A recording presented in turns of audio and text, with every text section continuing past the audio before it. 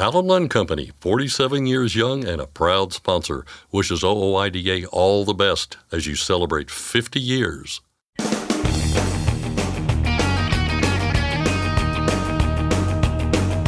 OOIDA, representing America's truckers since 1973, presents Landline Now with your host, Mark Reddick. It's the 81st anniversary of the Allied victory in the World War II Battle of Midway, and this is Landline Now.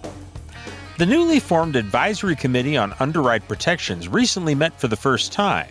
We'll recap the inaugural meeting, during which both sides of the issue made their respective cases, as NHTSA considers a side underride mandate for trailers. It can take a lot of work for you to get your own authority, and that includes insurance coverage. Today, we'll look at some tips for what you should look for when it comes to coverage, and some questions to ask about your policy. And finally, spot rates are relatively stable as we head into June. We'll have the latest details on the spot market and a couple of lanes that are worth watching this week in today's market update with DAT. But first, today's headlines. OOIDA issues a nationwide call to action in support of a new but familiar piece of legislation. The Supreme Court rules against union truck drivers involving a case of wet concrete. And if you're on the lookout for eye-popping trucks this weekend, Nevada and Wyoming are the places to be. And now, the news with Scott Thompson. Thanks, Mark. Our top story today. The Owner-Operator Independent Drivers Association has issued a call to action, asking members to support H.R. 3869, the Trucker Bathroom Access Act. The bill was reintroduced yesterday by Representative Troy Nehls and Chrissy Houlihan. If signed into law, it would ensure that truckers are given access to restroom facilities while dropping off or picking up loads at places of business. The association urging its members to share their stories from the road when they were denied access to a bathroom. To get involved, check out fightingfortruckers.com. FMCSA's Motor Carrier Safety Advisory Committee met for the second time in as many days today. The committee, which consists of about 24 industry experts, has been covering a lot of ground in their first meeting in more than a year and a half. Today's meeting focused on the USDOT's National Roadway Safety Strategy along with its Safer People campaign. MCSAC member Danny Schnautz, president of Clark Freight Lines in Texas, was active on day 2 today. Regarding the Safer People campaign, Schnautz encouraged more of a commitment to flexibility. Talk about safer people, the more restrictions that we have, the more people get painted into boxes of either time or space. So it just highlights to me that we need to make sure that regulations that we put in place need to be essential and have a direct link to safety, because anything from lane restrictions to curfews for trucks all creates the behavior we're trying to avoid, because now we have more restrictions on when a truck driver can operate and make his or her living and achieve his or her company's goals. The Motor Carrier Safety Advisory Committee was formed to provide advice and recommendations to the Secretary of Transportation regarding various motor carrier safety programs and motor carrier safety regulations. The Owner-Operator Independent Drivers Association wants more testing and safety data regarding automated driving systems in cities across the country and believes reporting should be mandatory, not voluntary.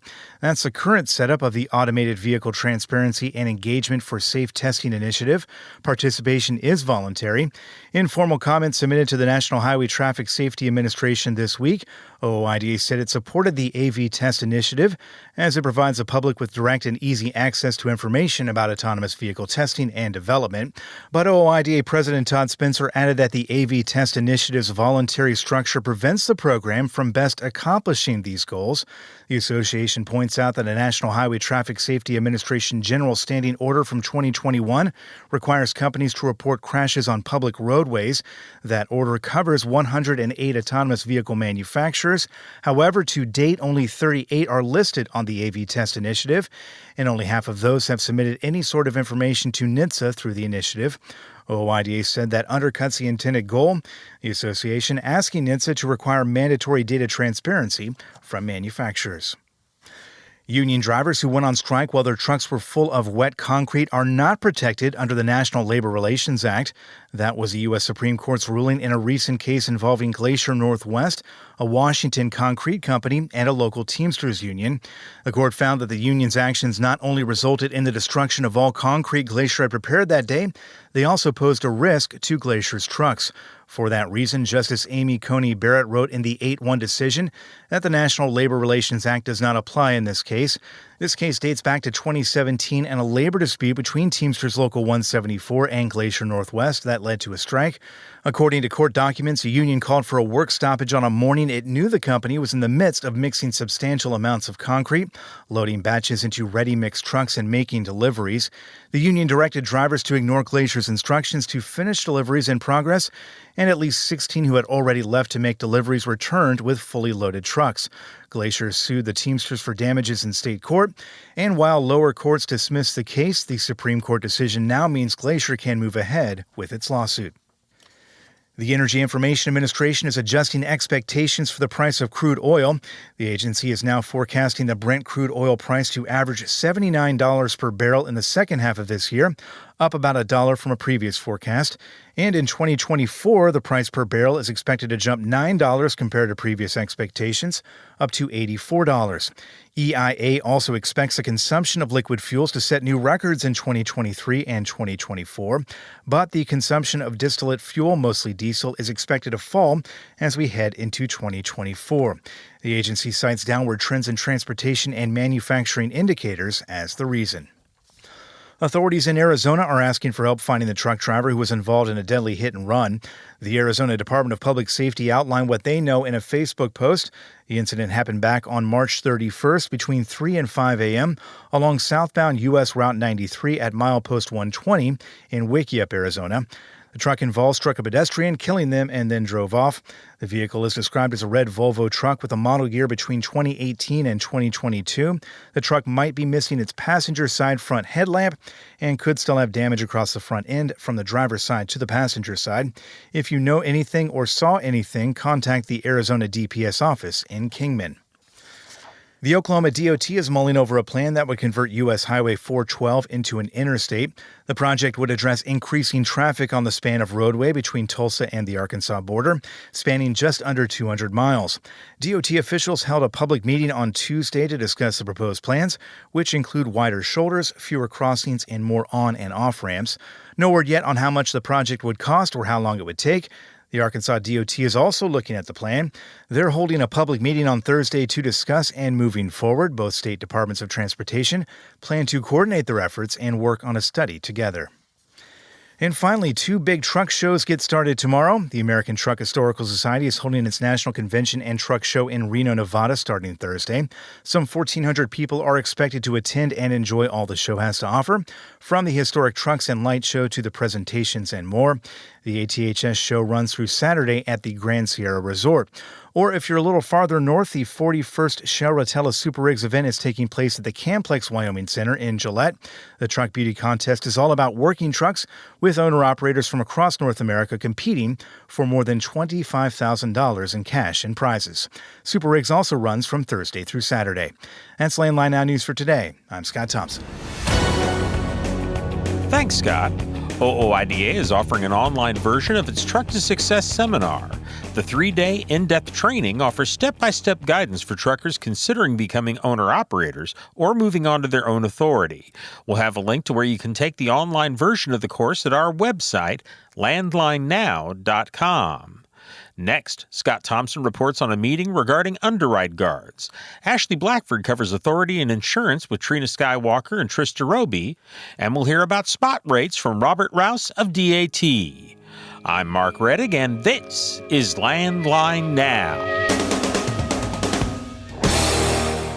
Firestone tires are for more of everything. More miles for every tire dollar, and more confidence in your fleet. At Firestone, we help fleets save with dependable value. Find your local Firestone dealer today at firestonetire.com/dealer. Every make, every model, in every corner of the country. Technical smarts and quality parts. That's how we roll. Bring your rig into TA Truck Service. Landline Now, welcome back. At some point in the not-so-distant future, the National Highway Traffic Safety Administration will make a decision on side underride guards. Either they'll continue with the status quo and let those who want to use them, or they'll come up with some sort of mandate for trailers. But before that decision comes, they'll have to consider the recommendations of a 16-member advisory committee that met for the first time at the end of May. Ann Carlson, chief counsel at NHTSA, told the committee in opening remarks that the conversations they have and recommendations they ultimately come up with will be taken into account as the agency decides its next step. This is an extraordinarily important role that you're playing.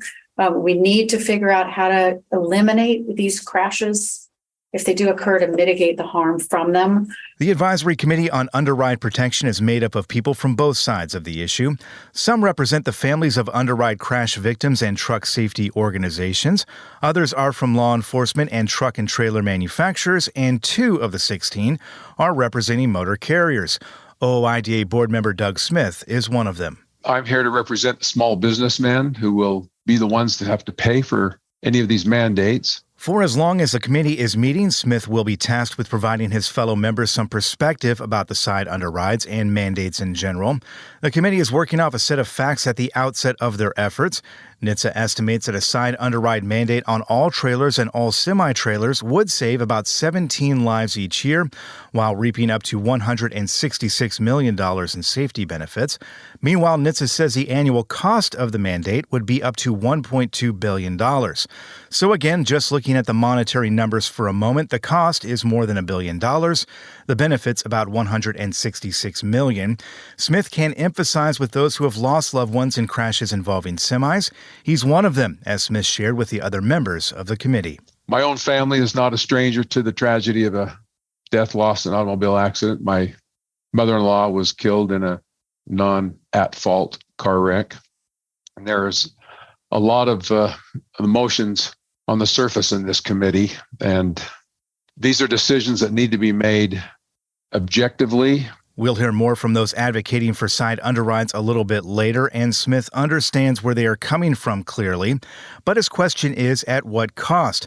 Advocates for a side underride mandate will say there is no cost or price too high to save a life, and no one would argue against that. But when you start talking livelihoods, a side underride mandate or any number of mandates, whether it be an electric logging device or speed limiter, could very well jeopardize livelihoods. There is the cost of the side underride at the outset, from buying it to installing it and maintaining it. The National Highway Traffic Safety Administration puts that price in the neighborhood of $3,000 per trailer. And with spot rates being what they are now, that's a big chunk of change going toward another new mandate if it should go into effect. And then there's the unforeseen costs that come with time and circumstance. Now, every time one of these side underrides is damaged in such a manner, it's going to have to be replaced. Now, the cost of the underride, I've heard quoted here today, is $3,500 to $4,500. That's the cheap part. Maintenance is going to be the expensive part. And I'd like to go on record as saying that this committee is woefully underrepresented from the people that are in charge of paying for this mandate. There's only 2 from the trucking industry here. I'm not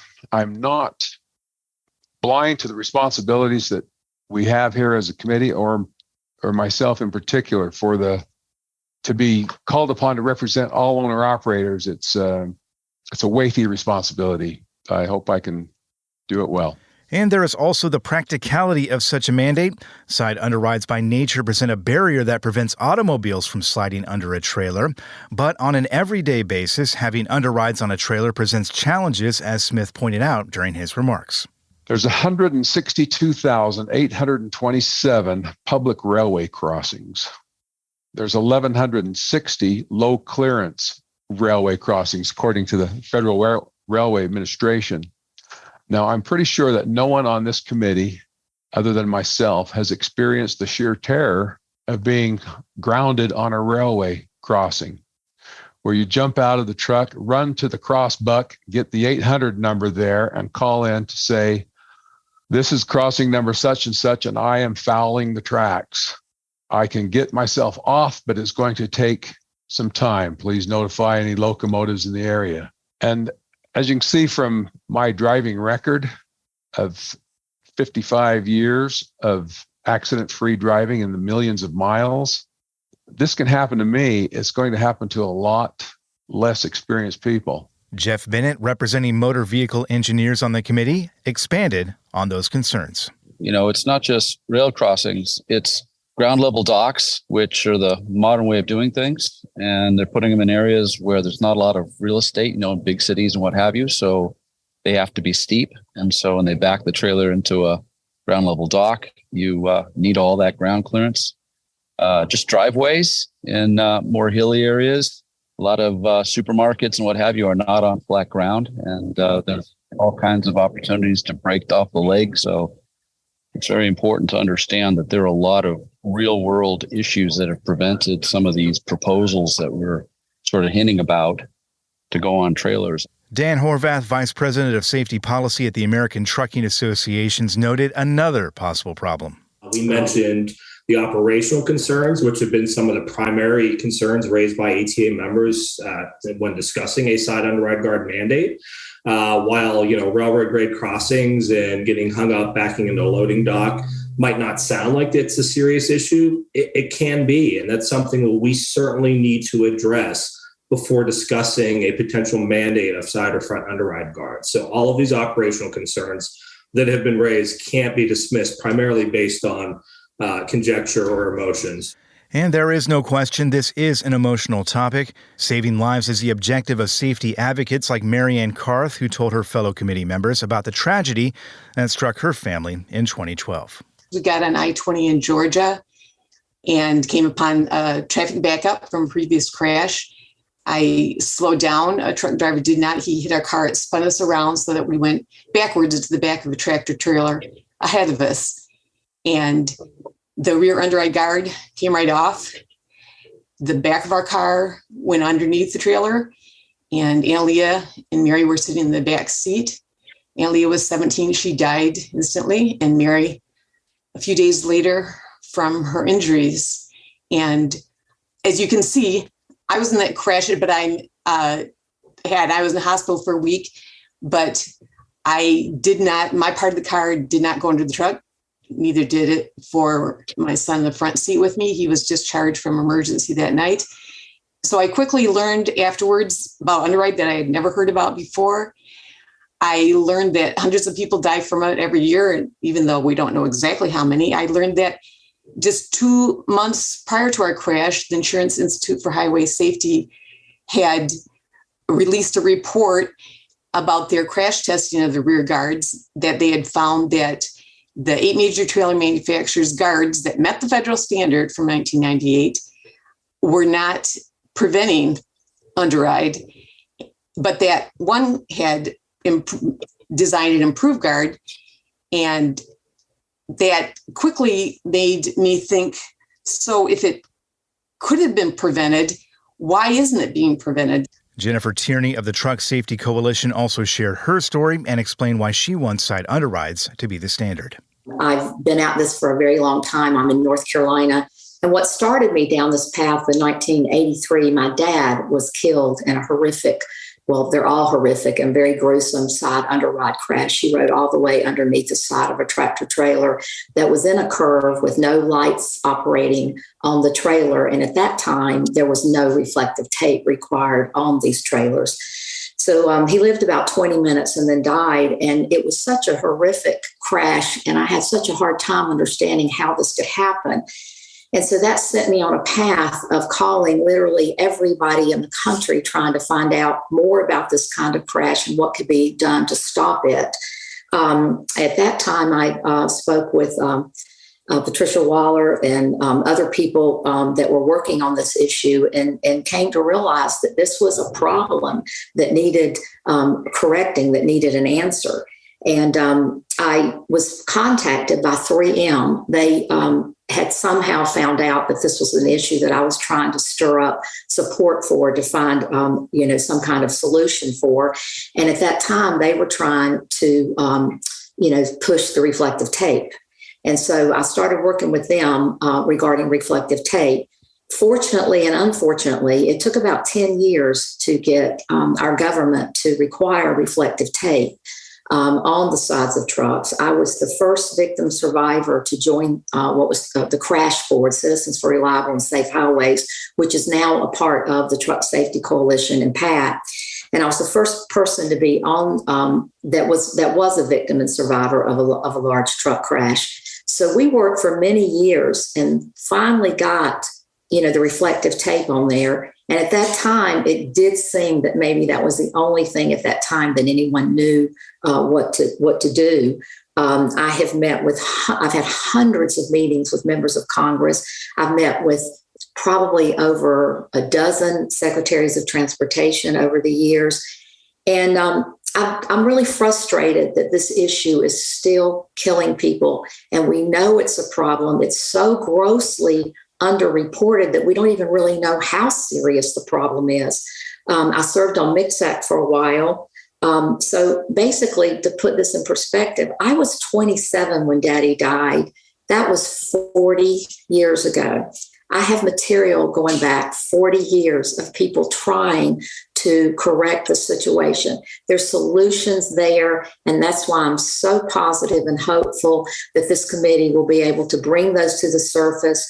By and large, truck drivers understand that. They want to be as safe as they can be as well because they want to get home to their loved ones the same as everyone else. And Smith noted that during his comments. Smith, however, suggested that instead of mitigating the effects of a crash using something like a side underride guard, why not prevent the crash to begin with by enforcing speed limits and current traffic laws? I think there's no argument there are benefits, but I think it's also a Pyrrhic victory compared to the lives that could be saved with money spent in other areas, as in more education, with over 75% of automobile and truck accidents being the fault of the automobile driver. That looks like the obvious way or obvious place to be focusing our energies. Maybe it's just because of COVID, but 80 miles an hour seems to be the new 70. And law enforcement has not done their part of bringing speeds back down to the speed limit area. Now we have people weaving in and out. They're not in the wreck, they cause the wreck. And we're focusing on giving everyone a safe place to crash into rather than stopping the persons that are causing the accidents. That is something in which Smith and Dan Horvath of ATA see eye to eye on. We've weighed in on this issue numerous times. This has been an issue that falls primarily within my issue set of what we work on. And our general stance on this has been to look at prevention of the crash from happening in the first place versus mitigation after the fact. And our fleet members are spending $10 billion annually on safety investments. And I throw that number out there not lightly. This isn't $10 billion spent on compliance with the federal regulations. Certainly in the trucking industry, there's a lot we need to comply with. There are early estimates at 70-75% of truck-related crashes are the fault of the passenger vehicle. So should we be focusing the education on all motor vehicle operators and not how to simply go and get your permit and pass the test and be on the road later that week. So certainly a lot of things I think is part of this committee that we need to look at. In the end, the Advisory Committee on Underride Protections' first meeting accomplished two things. One, they chose a chair, that being Adrian Gildea, Deputy Executive Director at the Commercial Vehicle Safety Alliance. And two, they gained a better understanding of each member's viewpoints, perspectives, and expertise, something that will carry over into their next meeting, which has yet to be scheduled. For Landline Now, I'm Scott Thompson, and we're back in just a moment. You trust PrePass for more bypasses? Now let PrePass help with tolls. PrePass toll service means lower cost, one invoice for all tolls, and fewer violations. Created by truckers for truckers. Call 877-878-5970 or go to prepass.com. Attention all truckers, Dean Michael, the tax doctor here. I want to talk to you about those dreaded tax problems. I know you want to keep on trucking and not even think about them, but let's face it, they're not going away all on their own. You need professional help. I've been helping truckers put their tax problems in the rearview mirror for years. I can help you too. Call me now for a free consultation at 888-557-4020 or go to mytaxhelpmd.com. It's like I always say, keep your eyes on the road, I'll keep mine on the IRS. 888-557-4020. Landline Now, welcome back. Like tires, fuel, and an engine, insurance is one of those things you just have to have for your truck. But not all insurance is created equal. Ashley Blackford is here with the experts from OOIDA's Truck Insurance Department to answer some questions. Thanks, Mark, and hello to Trina Skywalker and Trista Roby with OOIDA's Insurance Department. How are you doing today, ladies? Smashing. Doing great. Wonderful. Today we are talking about shopping for insurance after you've gotten your new authority. We've discussed before what you should look for in the process of shopping for insurance, but let's focus on some specifics when it comes to getting your own authority and insurance for that type of operation. My first question is, can it be difficult to get insurance if you've just gotten your own authority? The short of that is yes, it can be difficult, regardless of how many years experience you have driving and in the industry. A lot of insurance companies are looking for how many years experience you've had with that authority in a business that's already built up. We've actually gone to a seminar where it was a lot of various insurance agents. And it was, one of those seminars, continuing education. And so there was a lot of information discussed. But one of the things that we found out is there's a lot of companies that won't even write coverage if you have new authority, which was kind of surprising to us because, like Trista said, your driving experience is a big part of all of that. And you have driving experience whether you're leased on or have your own authority. And especially if it's good experience and a good history. Right. Yeah, it was just surprising to see that so many companies just flat out wouldn't do it. I don't think either one of us realized that prior to. That was definitely a big takeaway from that meeting. What questions can someone expect to be asked if they've gotten their own authority and they're calling to get coverage? Well, it's going to vary, surprise, depending on the company you're calling. They're all different. Some of the biggest stuff that you're going to get with any insurance company, I think, is going to be experience, employment history. Equipment information. What are you hauling? Yeah. The thing is, and this is actually going to get drawn out now, so thanks for asking.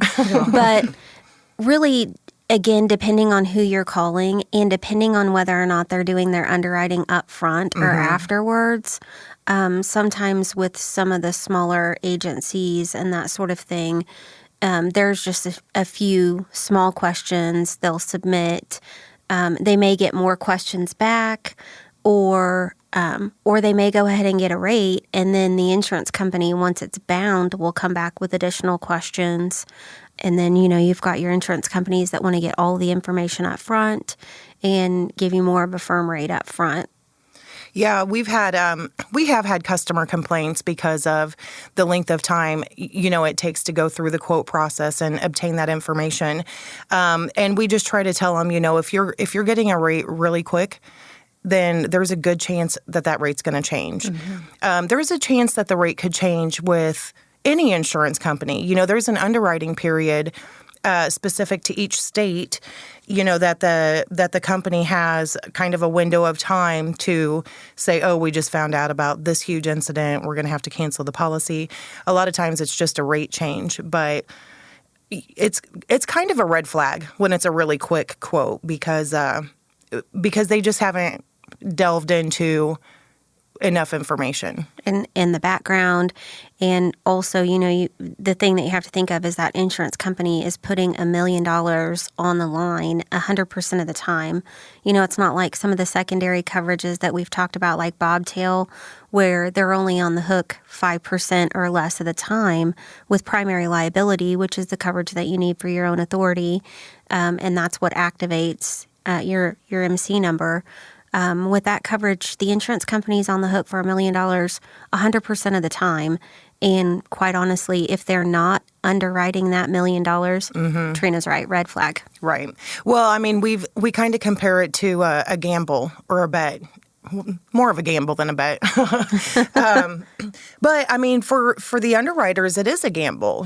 They do have to assess the risk and see what kind of risk factors there are. If they see that there's a few speeding tickets, it's not always just about accidents and claims and things of that nature.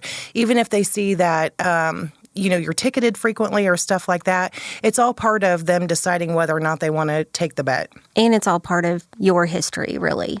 Right. Why is it so important to be upfront about everything? Well, the big thing about that is then the underwriters have all the information they need to give you a more precise rate.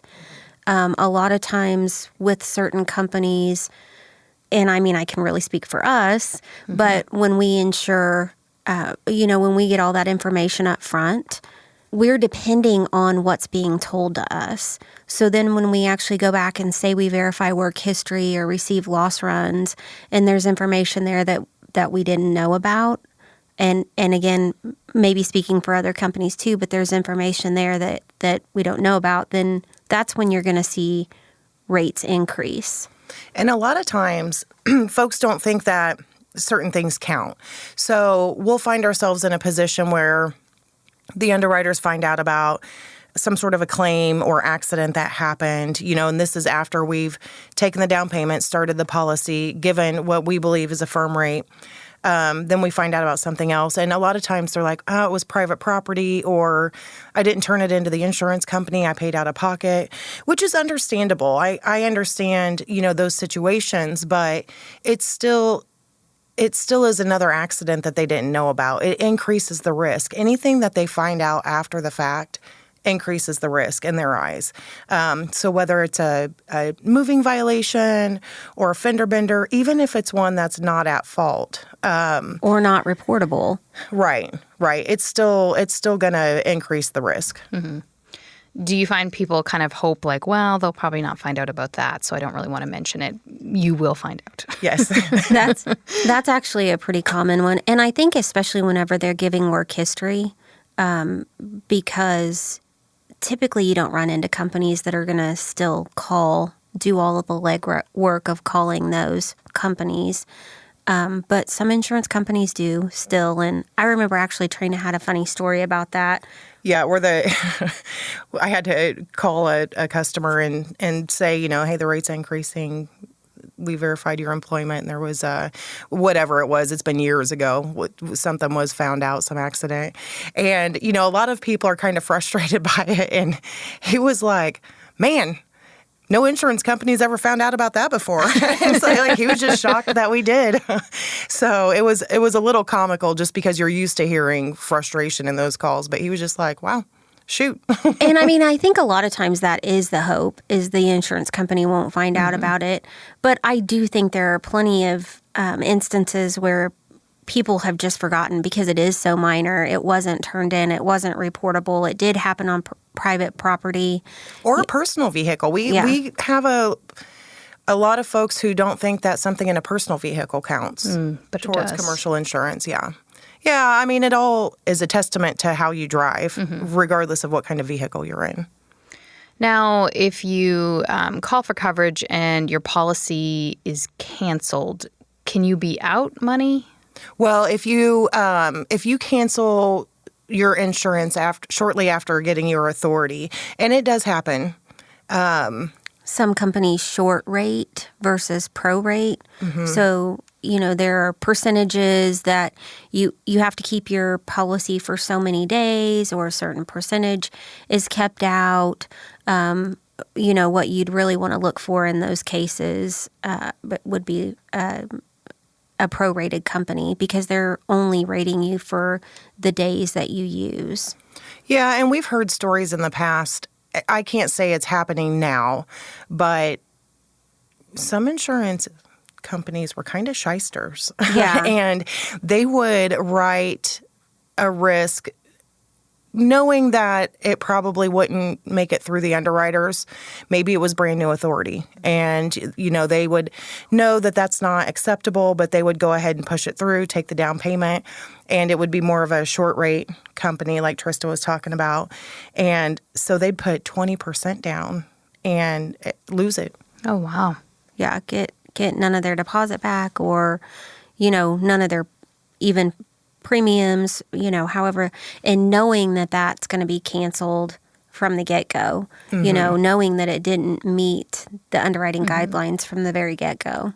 So what should someone ask to, make sure that if something does happen in the underwriting process that, do they get that deposit back? Or I think that's really one of the biggest things is what you just said. Is this deposit refundable? Am I going to get this back? Is this a prorated policy or a short-rated policy? And I mean, you don't have to be that technical with your terms, but basically, if you guys decide to cancel me tomorrow because your underwriters don't like something that they see on this application, is that deposit refundable? Well, and you might just ask them kind of generically too, like, what's your cancellation process? And you want to know, obviously there's different things you're looking for. The deposit's a huge one. But you also want to know, like, do they have to give some sort of a notice? Because we run into that a lot. When someone calls to cancel their coverage with us, there's filings that we have to file with FMCSA, and we're obligated to stay on those for 35 days after cancellation's requested, or whether or not it's requested. Even if we choose to cancel the policy, we have to give a 35-day notice. And some insurance companies will cancel it same day, like air quotes, in-house, same day. But a lot of companies won't, because they're still on the hook. If we cancel it in-house same day and then you have an accident 10 days later, our filing is still out there on FMCSA and we're still liable for the claim. So that's kind of a big deal too, because a lot of folks don't realize that the insurance company is obligated to that kind of notice. So in some cases, that deposit is being used for those 35 additional days of coverage.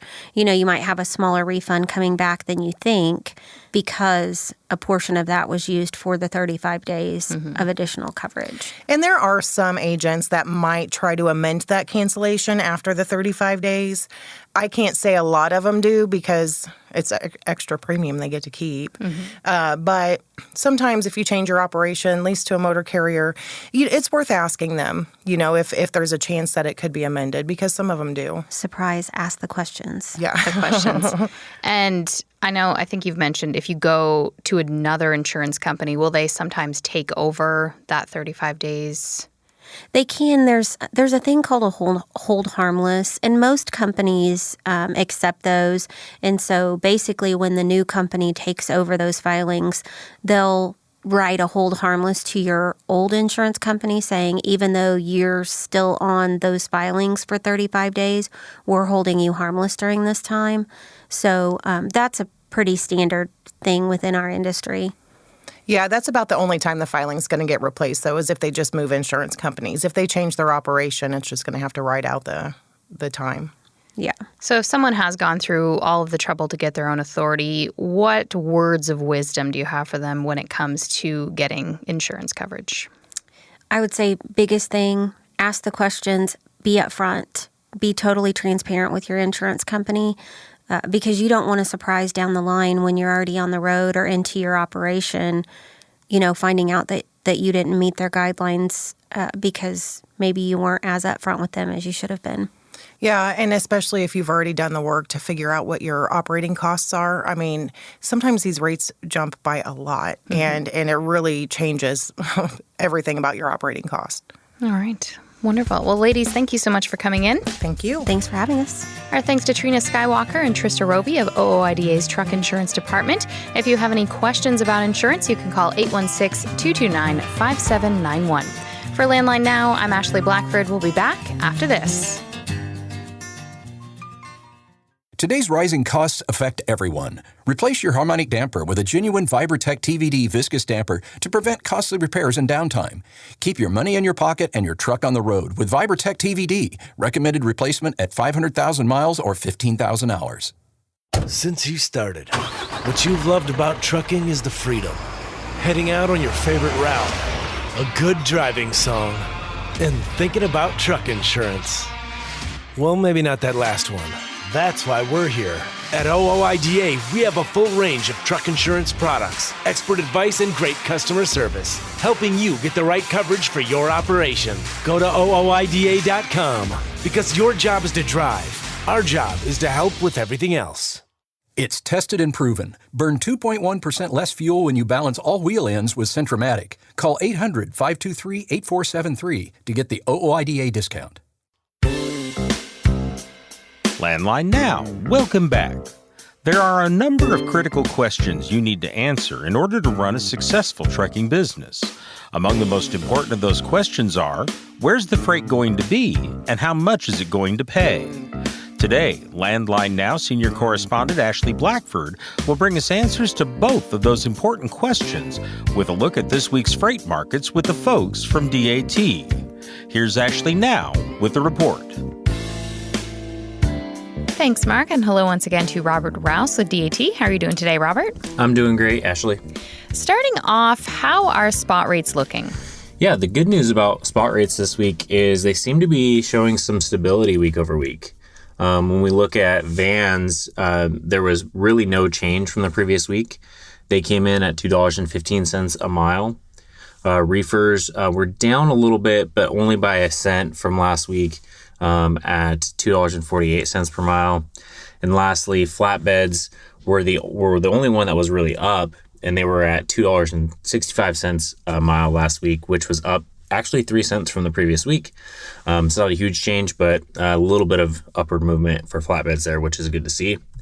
All of those rates are the national average broker to carrier rates based on the actual loads moved last week, but they do include a portion equal to the average fuel surcharge, which is about 44 cents a mile last week. Spot rates don't usually separate out a fuel surcharge. So owner-operators need to be sure to factor that into their fuel costs when they're negotiating with the brokers.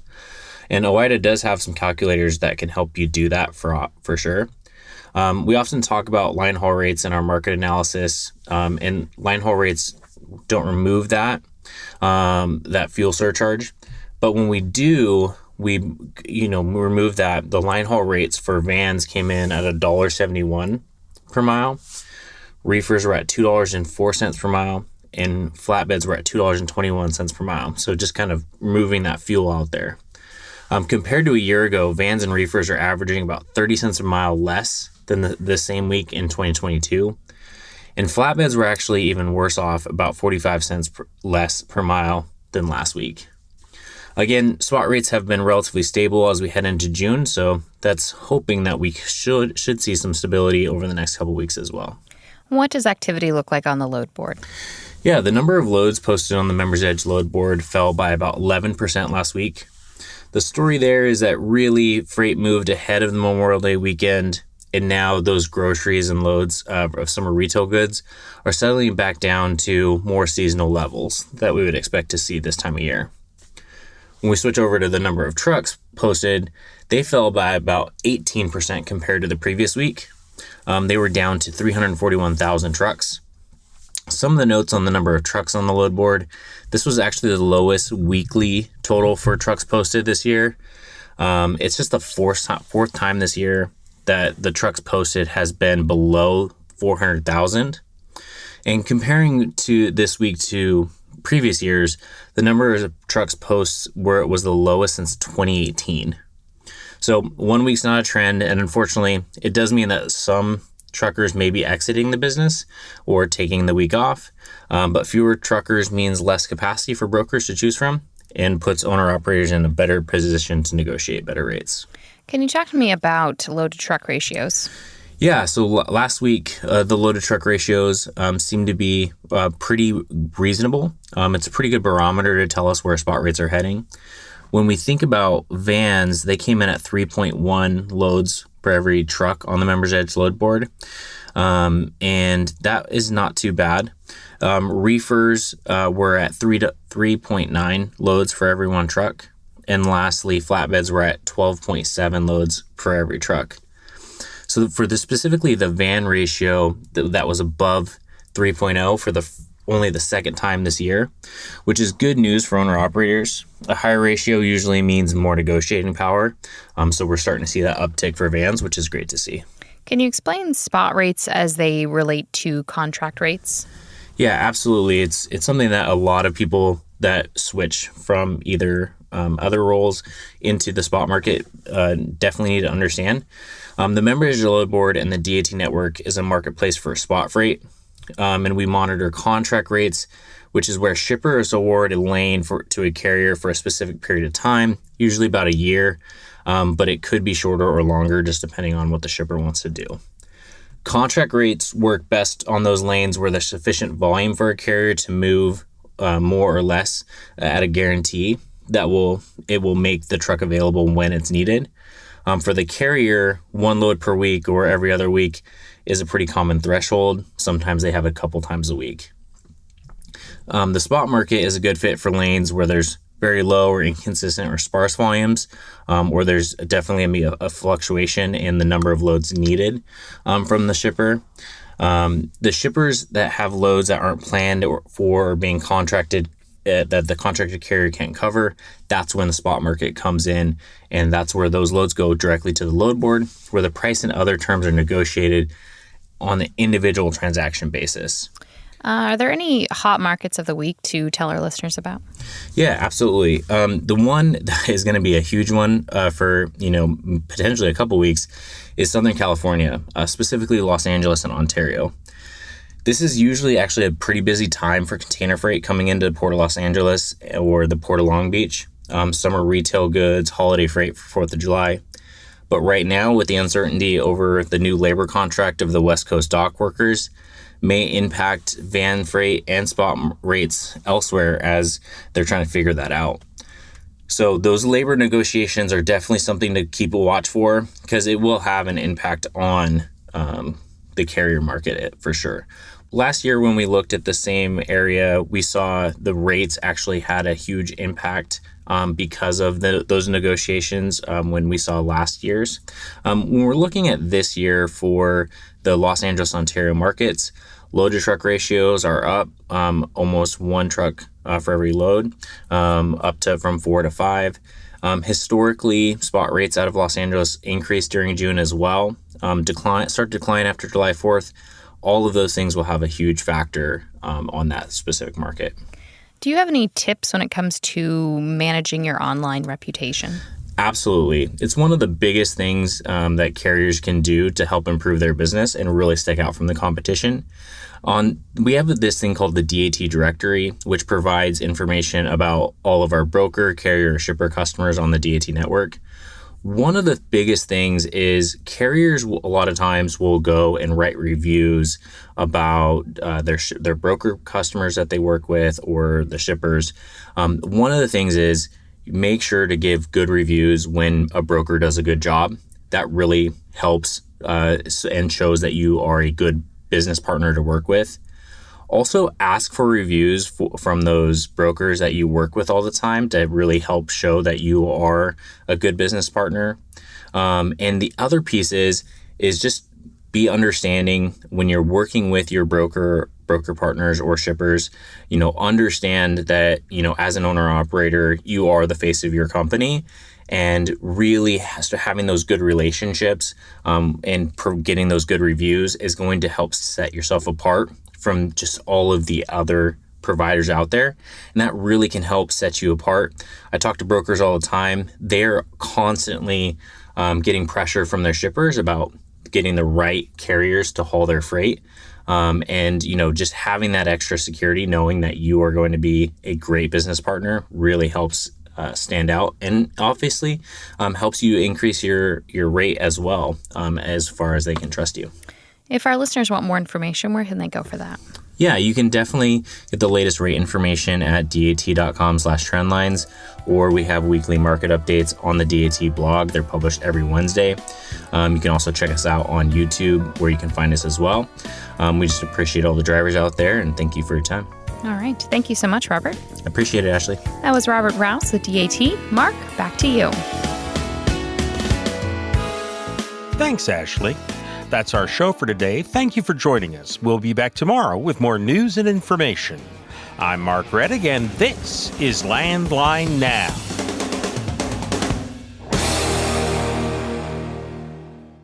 Penske owns and operates some of the best-maintained vehicles on the planet. Our used trucks come with a 5-year maintenance report and pre-sale inspection. So if you're in the market for a top-quality pre-owned truck, look no further. Search our inventory today at PenskeUsedTrucks.com. I'm a dad, a son, a husband, wife. I'm a writer, photographer. I farm. I'm a veteran. I love old cars, fishing, my kids, chrome, and I am. I am. I am a professional truck driver. And together, we are OOIDA. OOIDA was founded by truckers to stand up and speak on behalf of truckers. We've done that by combining the individual voices of our members into a single, powerful voice. Protecting your interests, defending your rights. Join us! Make your voice heard. Join OOIDA, the Owner-Operator Independent Drivers Association. Call 1-800-444-5791 or visit ooida.com.